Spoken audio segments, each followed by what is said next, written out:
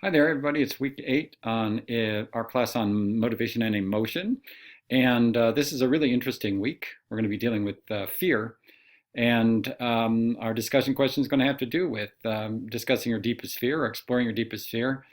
And we're also going to look into how emotions are manipulated and exploited, especially around fear. If you notice, a lot of commercials tend to really target fears, insecurities, and of course present their product or their service as the cure-all for your for your fear. They don't actually ask you how to deal with your fear or look more deeply into your fear or find out if there are ways that you yourself could intrinsically work with your fear or explore or transform it through a process of engagement, experimentation, investigation, which is what we do in this class.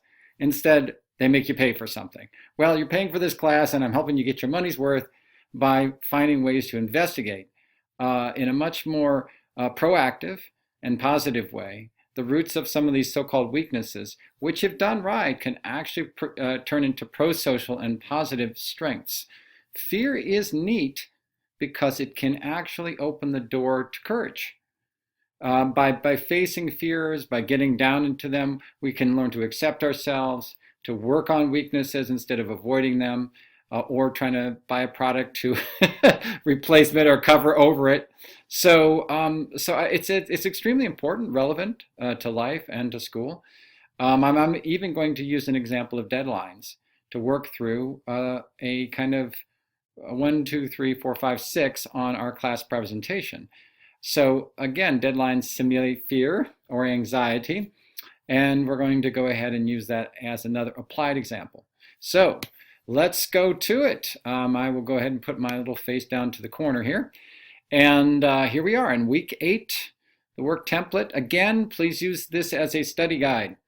The same kinds of things are up on your week for this of the class. If you just happen to be stopping in and viewing this video, you can go ahead and try the exercises on this yourself if you like. But what we're going to be doing today, again, so turn your stuff in on Blackboard Learn if you're in my class. If not, you can again do these exercises yourself and see how useful they are and comment on the comment section if you like. Again, the theme question is how are emotions manipulated and exploited, especially around fear, and what can we do about it? It's one thing to academically understand fear and look at attributes and look how people quantitatively measure them. It's another thing to actually deal with it. Delve into it and deal with it and even learn from it and become stronger from that investigation. So I'll be doing this intro video. I'll also be doing a video on readings. You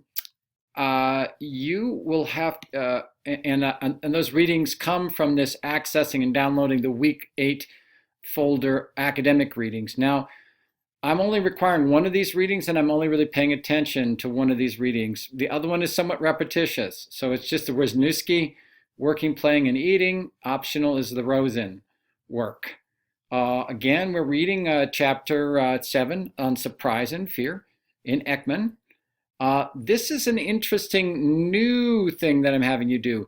Viewing, it's an hour long, but the segment that you really need is probably about 10 minutes long.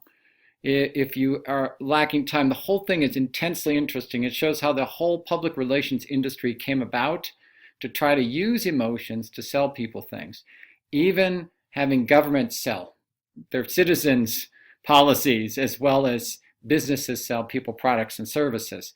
Intensely interesting. Definitely I would watch the whole thing, but for the purposes of this assignment, you definitely have to watch the part on how women were sold the coolness and liberation of smoking in the early 20th century. And I'm going to use that and we're going to compare that to modern commercials, okay, in our question of the week.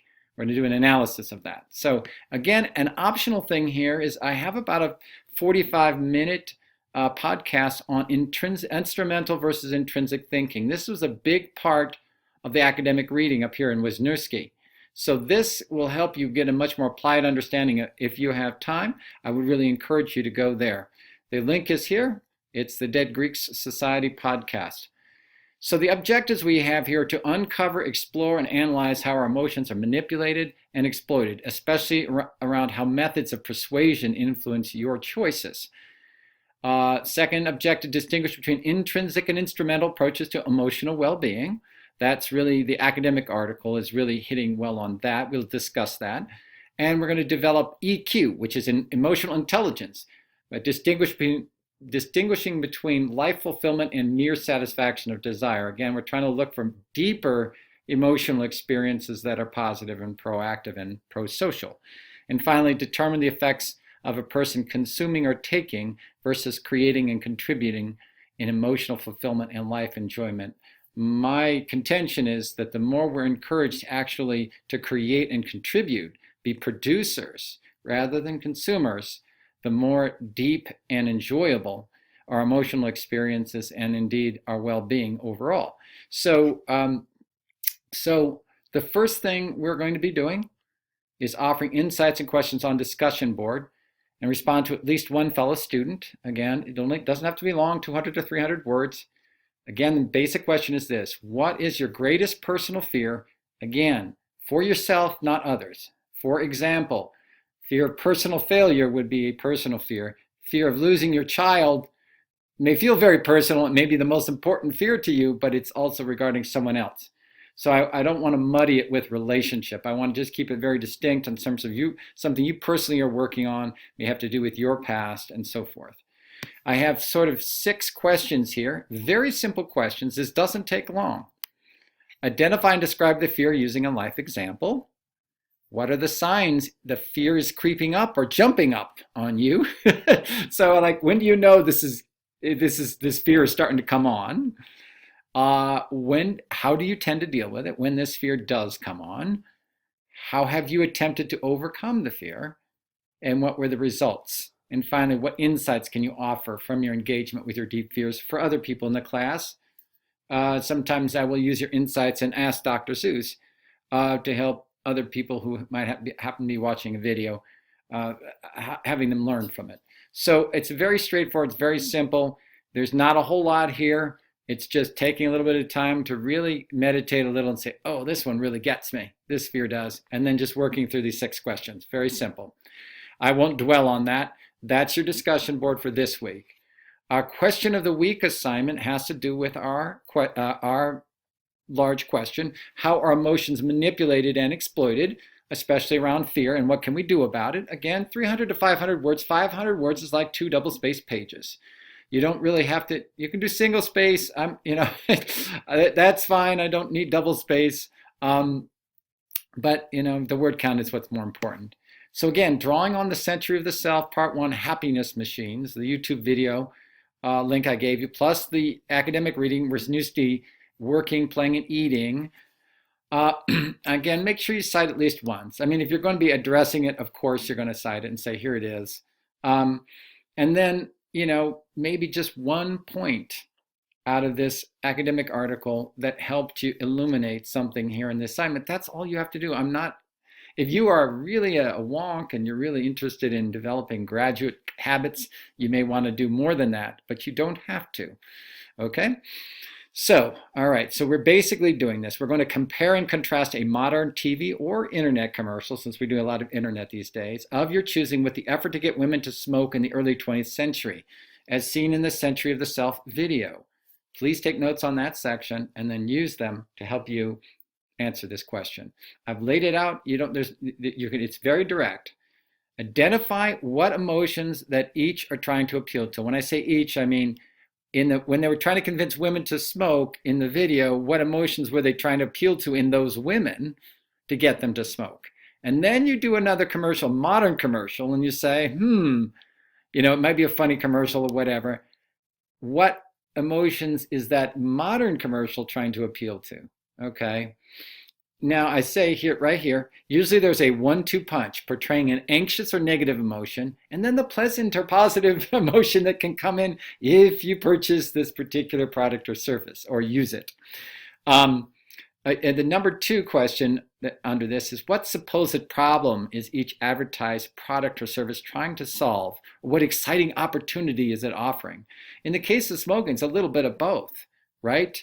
It's solving the problem of restriction of women being told what to do, but they can really rebel, you know, and of course it's providing this opportunity to express themselves in different ways, and again, you'll see that in the video, but do the same with a modern commercial. Okay, what supposed problem are they trying to solve? Or this huge, you can't miss it opportunity, amazing that you have, that you absolutely have to pursue, that this advertiser can give you. Number three, what does each advertiser's solution to the problem or fulfillment of opportunity involve? Notice, especially here, how an advertiser will try to solve a problem for you instrumentally. Again, there's that term instrumentally. Here, take this drug for that pain. No problem, you're done. You don't have to do anything, okay? And sometimes that happens with antibiotics, and we find out now that we develop antibiotic resistance or bacteria that we're actually, that doesn't actually turn out to be so good. Maybe we should have developed an intrinsic ability to deal with our diseases.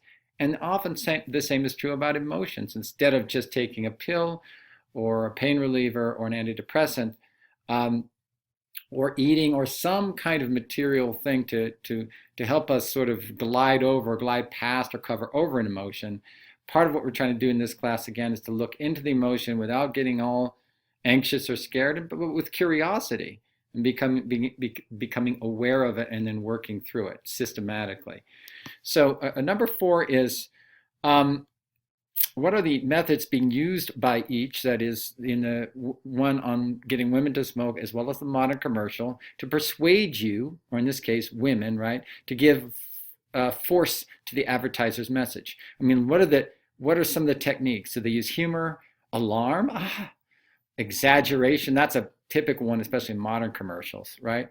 Discuss what effects this might have on the effectiveness and persuasion and on accentuating your emotional response and identification with the method. In other words, if they're exaggerating something, how does that draw you in?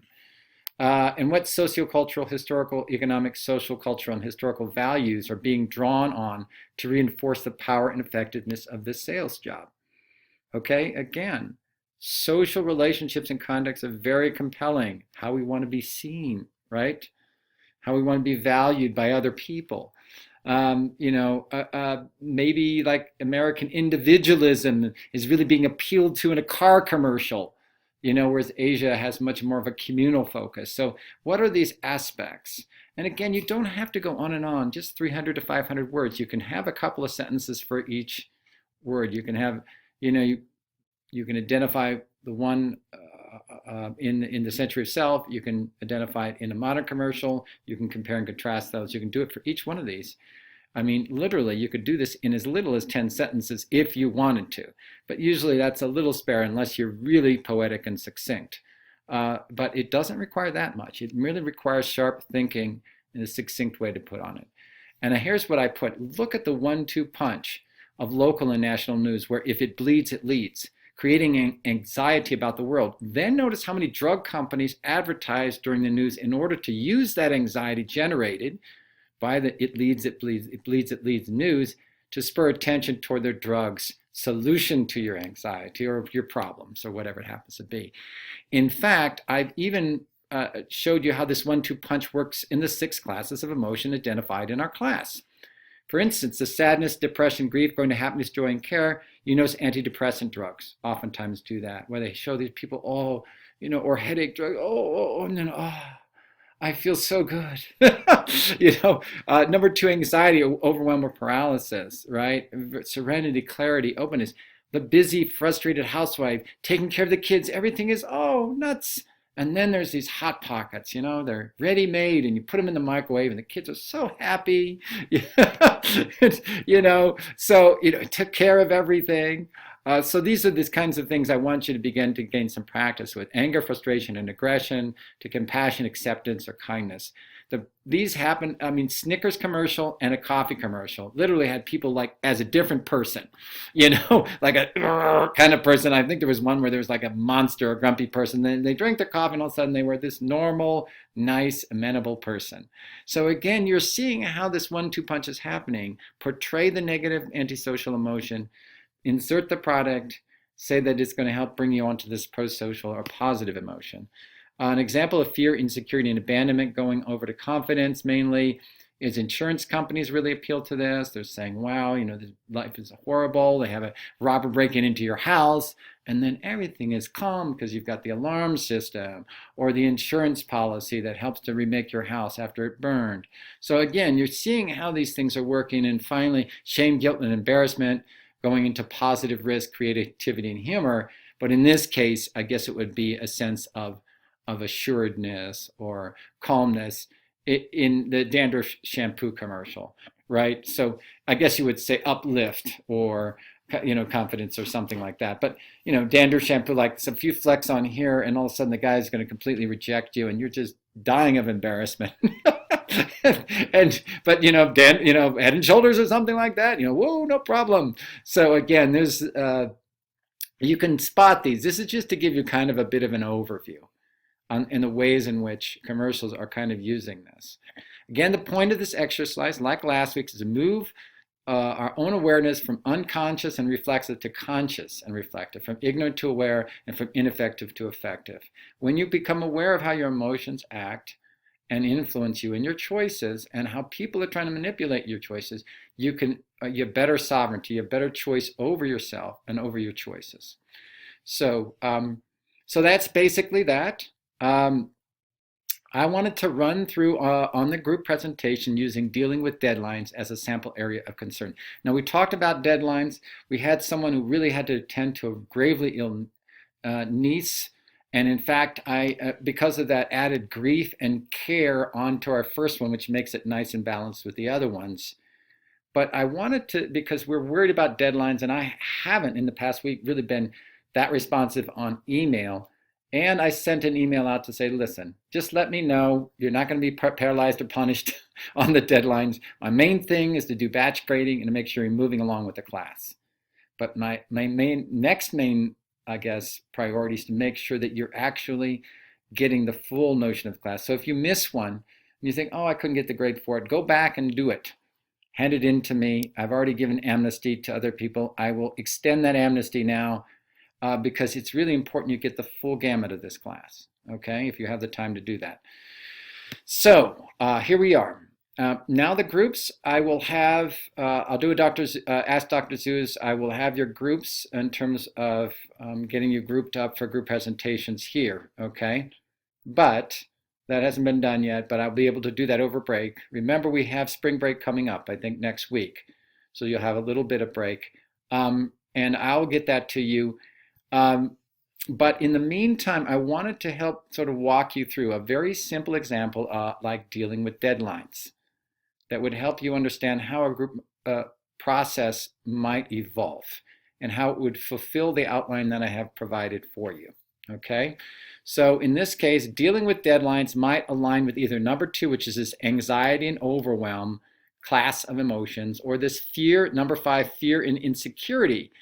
Okay, depending on how you're thinking about deadlines. Is deadlines just thinking about it just paralyzing you, or is it just making you think of, oh, I'm going to fail, I don't know what if I want to have to address this.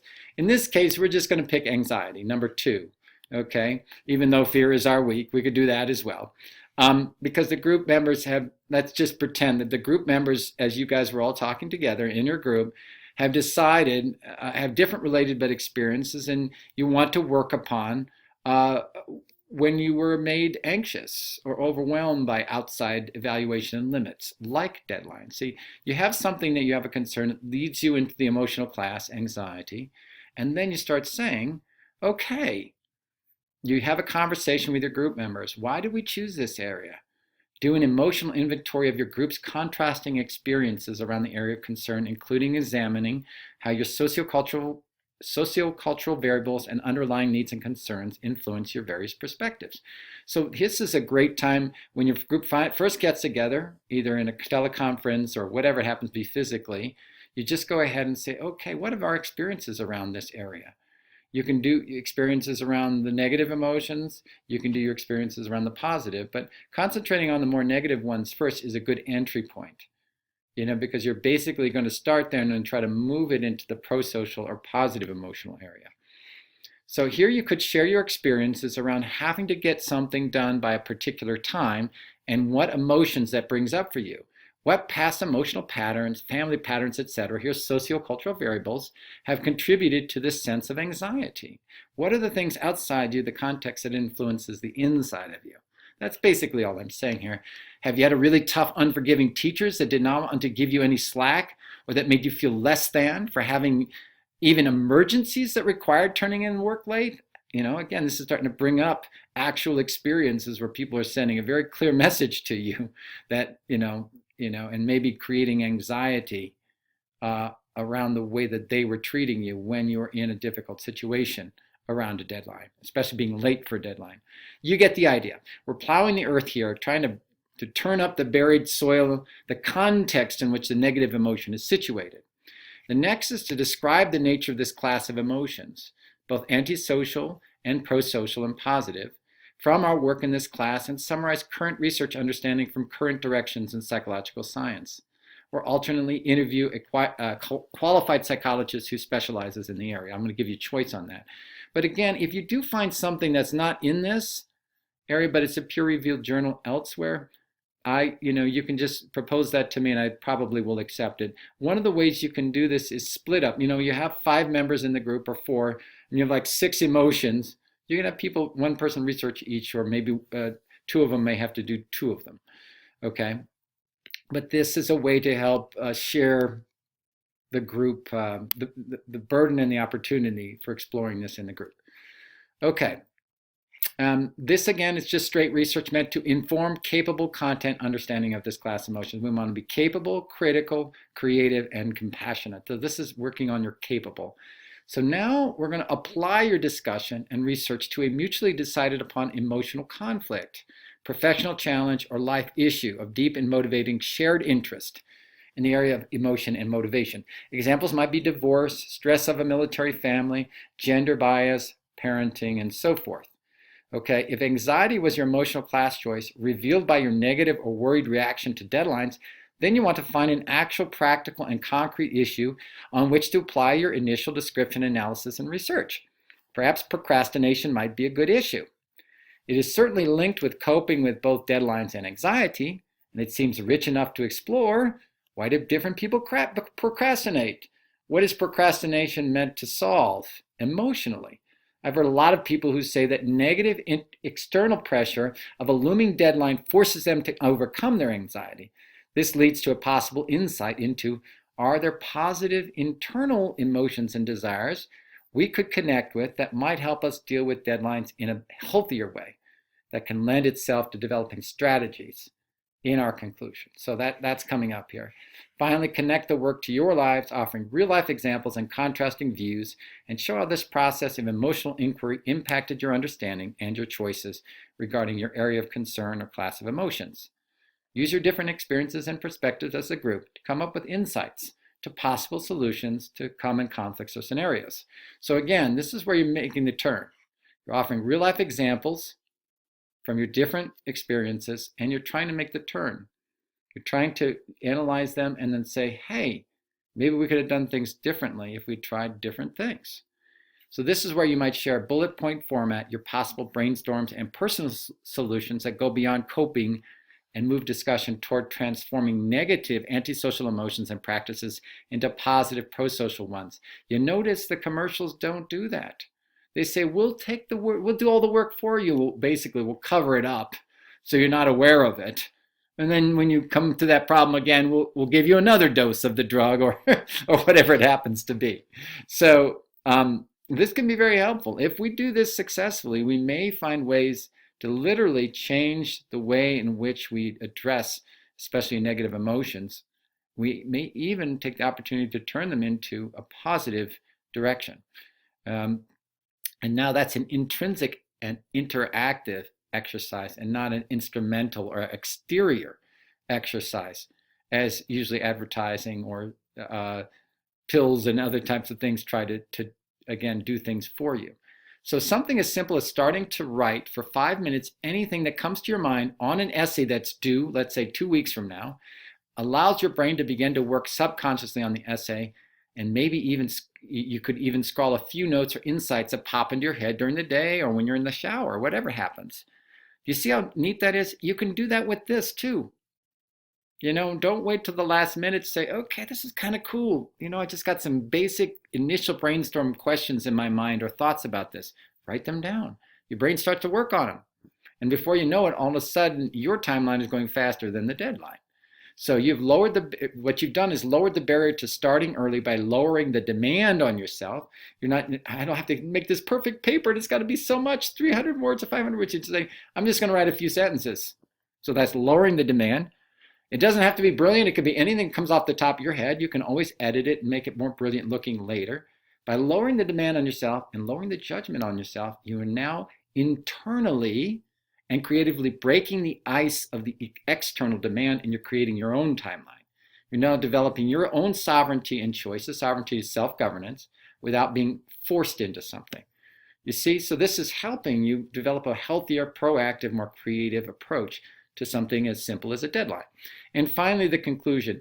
Develop strategies to share with the rest of the class to move emotions in your area of concern from antisocial negative to the prosocial positive.